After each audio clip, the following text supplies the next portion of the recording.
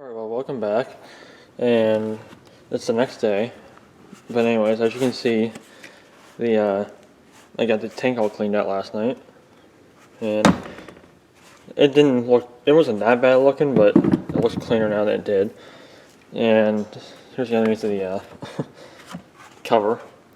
It's a little bit gross still, but it's actually not that bad.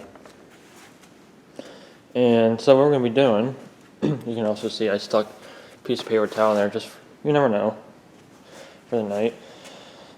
So what we're going to do is get that tank blown out, because there's just a hair bit of water in it still, for some reason. I'm surprised it didn't dry. But blow it out with the compressor, and I probably won't show that because it's going to be kind of loud.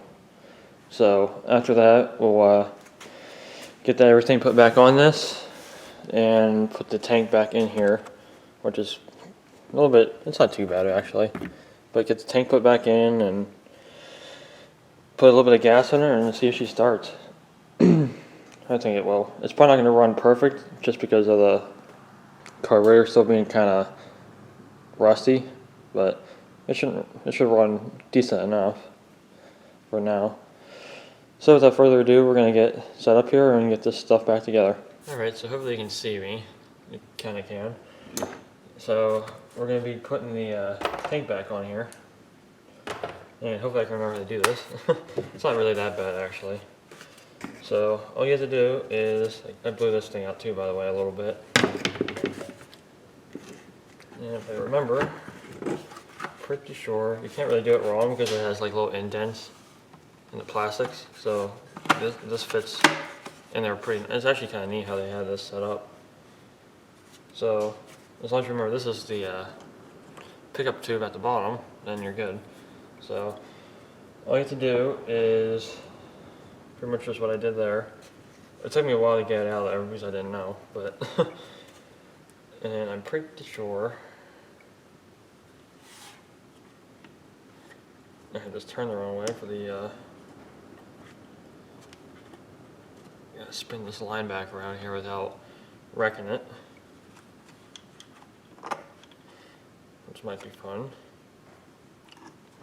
Maybe I shouldn't have taken it off, because I did. I just want to make sure it's clean in there and everything. And it wasn't stopped up, and it wasn't, so.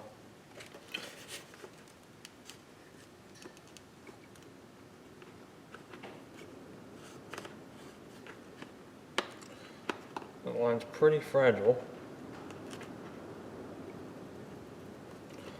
It looks like the fuel lines on the JX75 have actually been changed fairly recently, so they're not quite as bad. So now, I mean, it's kind of not too hard to tell which part goes where.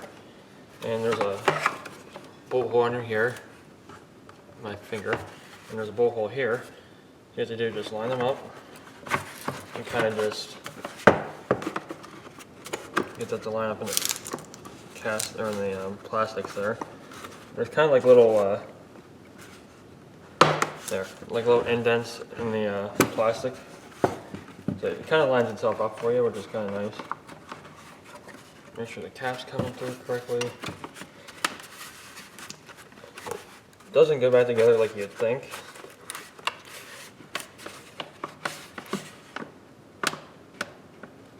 You kind of have to force it a little bit. Like that.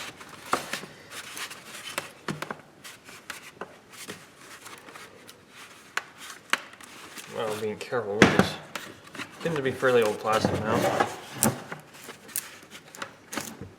Just gonna get this bolt here.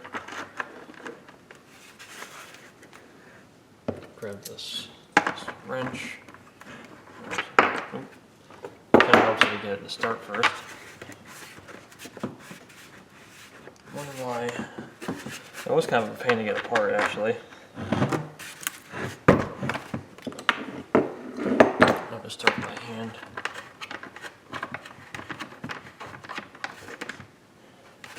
You don't have to make it too tight because you're just screwing the plastic. So, you know why it won't. Yeah, important details. And I see why it doesn't want to sit right and go in.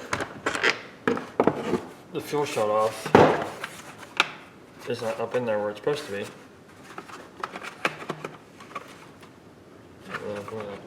I have to just pop it loose a little bit here. I wonder it's so tough. It's late, I'm not thinking straight anymore. You can see the fuel shut off thing. Might be, I can hardly see it, and I'm right in front of it, so just grab a little pick.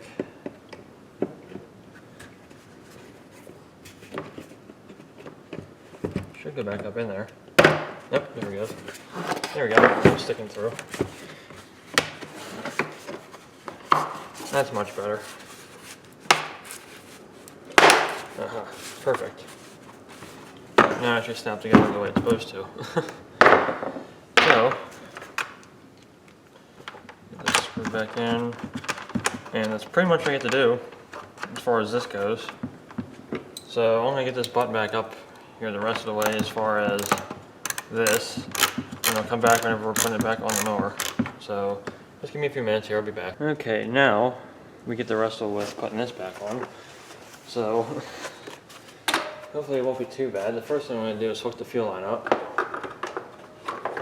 It's kind of important. I'm going to take the oil cap back off. It just doesn't quite clear it. I'm sorry, I can check the oil again. So get this back over. Hopefully I'm not blocking your view too much. I probably am. Like usual. The only thing with push mowers, there's really not much room to put the camera at. So, I'll probably just block your entire view there for a second. But the fuel line's back on, so. And I did blow out the line, even though I don't think it's gonna quite make it. Put that up there as far as I can. Make sure it's not going to leak. Now, put the dipstick back in. That's sitting on there where it's supposed to. So now we got to put the flywheel screen back on. And there's a washer in here, and then the nut. Just put it back on. Should sit. You should feel it. Try to turn the motor. I'm going to just start the nut here by hand. This might be the right way because it's tight.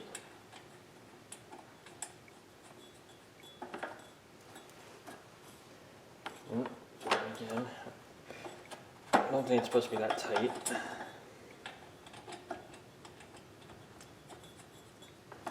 Maybe it is. It's probably a like a compression type thing. I'm going to take the impact and tighten this sucker down.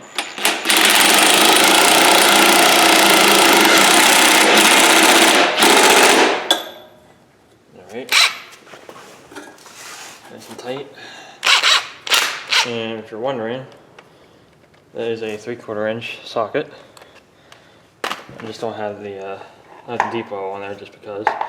And I'm going to pop the recoil off of the JX75 to put on here since I broke the other one the other day like I said I probably would. I pulled on it 2 more times off camera and it snapped. So I'm going to pull the recoil off of the JX75 and put it on here, put some gas in this, and we'll see what she does. So hopefully she starts up. Alright, so I just put some gas in it. You can probably see by the stain up here. And we're going to turn on. So far, nothing yet, which is a good sign. So I'm going to give it just a little bit of throttle. Yeah, just in case the thing, because whenever I tried starting with starting fluid before, it did try to like over rev, because the governor was stuck. I mean, I fixed that now, but just in case, if I need to pull the spark plug wire off, if I have to, I'll just reach up and pull the, or move the, throttle all the way back to off, but just in case we have these. So, give her a couple pulls in here and see what she does.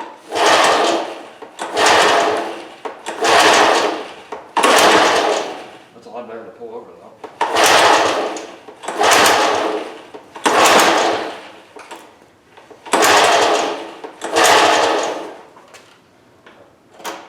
Alright, we'll try choke. It's leaking gas everywhere. I just want to see what's going on.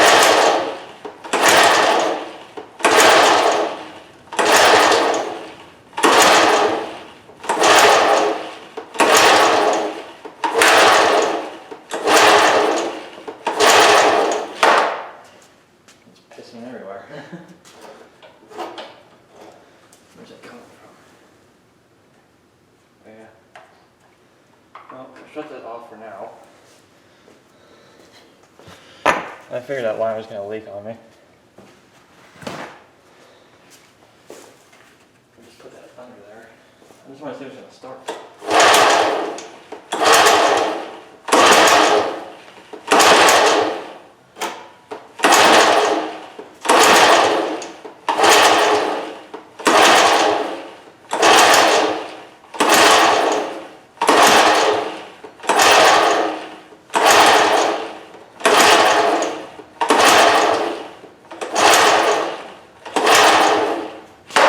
Oh, nothing yet. I'm going to see if it's still getting spark.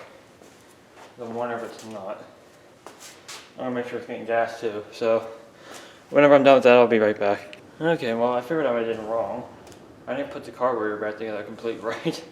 And some of you might have caught that in the earlier parts of the video. And I wasn't getting gas. So, now I should actually start.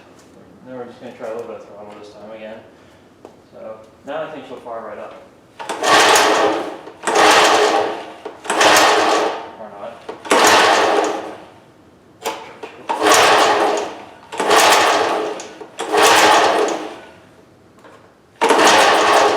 Oh, here she goes.